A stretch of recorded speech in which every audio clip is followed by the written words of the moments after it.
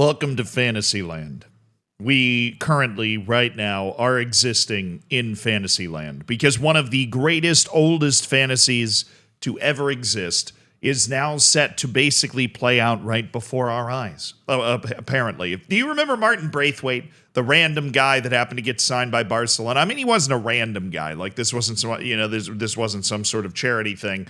He was a good player, but not necessarily considered a Barcelona-level player, and then it kind of got ugly towards the end of his contract there, whatever, right? But he's got a lot of caps for Denmark, right? And he's played around 15-year professional career at a highest level. You would assume that he's made some pretty good money from that. Well, boy, do I have a little piece of news for you. Because Martin Braithwaite, the Danish striker, is now involved in every employee's dream, or at least a lot of employees' dreams. Martin Braithwaite is threatening, essentially, to buy out his bosses. Now, you might be wondering, how in God's green earth is it possible for Martin Braithwaite to have enough money to threaten to buy out his bosses, assuming his bosses are actually those people at a football club? And they are. We're talking about people that run a club called Espanyol, which shockingly is in Spain, right? If you follow ball, you probably are familiar with Espanyol already. I don't really need to explain them to you, right? But he felt that when he was there over the last couple of years that he was treated unfairly. Now, obviously, Martin Braithwaite is unscrupulous when it comes to his contract negotiations. It was a nasty situation at Barcelona where they were trying to get him to reduce his wage, and he clearly was saying no. That's because he has a bit of a golden thumb, as we're about to get into. But at Espanyol, he felt that he was treated unfairly. This is in a Forbes article. Braithwaite publicly fell out with the club's owners after they refused to allow him to leave for a first division team last summer and addressed a possible contract extension this summer by saying, "A year ago, the club made me a renewal offer, but it was disrespectful. Let's see if they want me to stay here because the offer they made a year ago showed that they don't believe me." Now, full credit to Braithwaite. He did stick around while they were in the second division and scored 22 goals as Espanyol was able to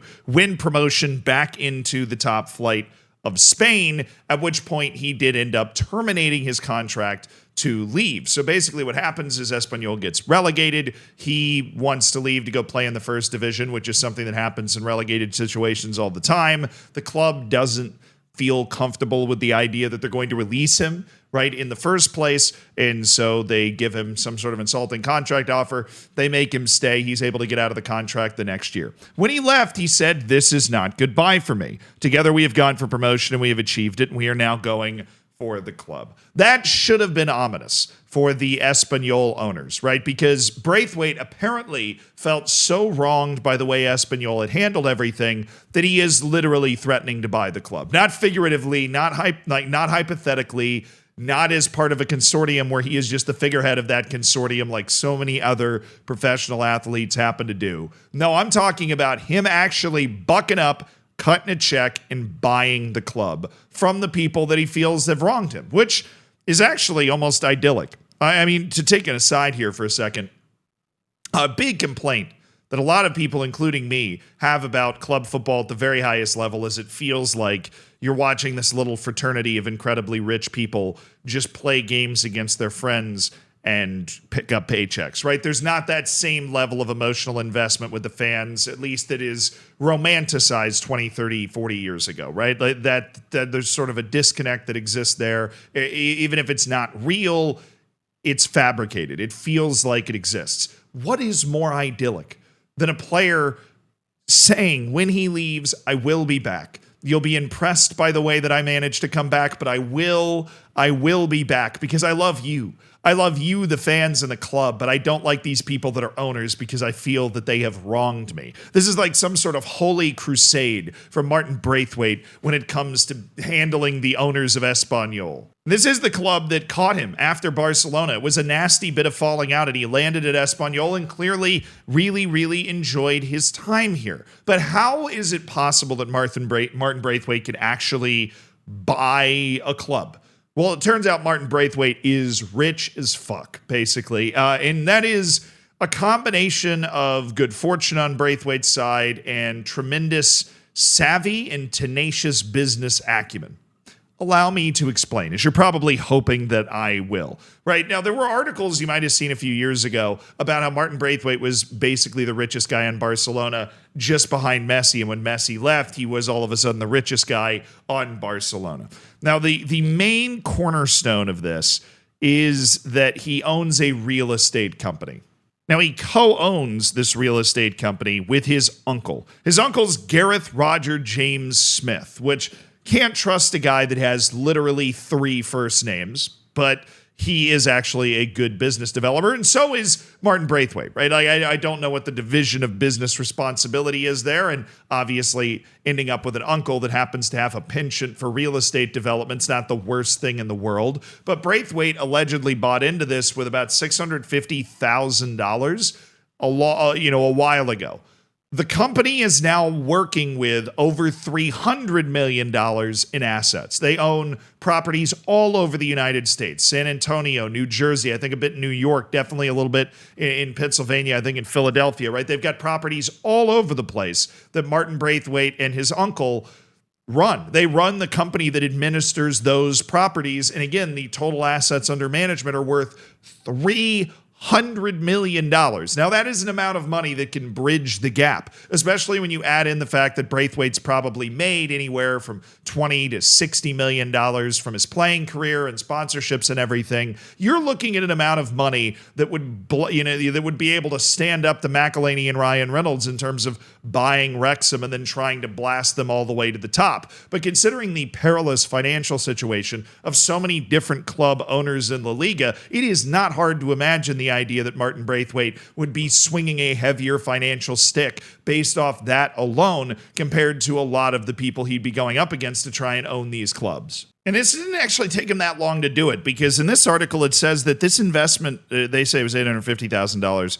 was in 2017. So over the course of 7 years, he's been able to grow that investment significantly. Now, again, I don't know exactly how much money Martin Braithwaite himself has to call upon out of this giant pot of money they seem to be sitting on, but that is also not the only thing this guy's doing. It's actually kind of ridiculous. He runs a clothing company with his wife, Anne-Laure Louis, who her last name is Braithwaite now, right? But they run a clothing company. He owns a restaurant in Barcelona, which is padding his pocket. And of course, did I happen to mention, has played 15 years of high-level professional football, including a big old contract that he got at Barcelona. So if you're seeing these headlines and thinking there's absolutely no way this could possibly happen, you're wrong.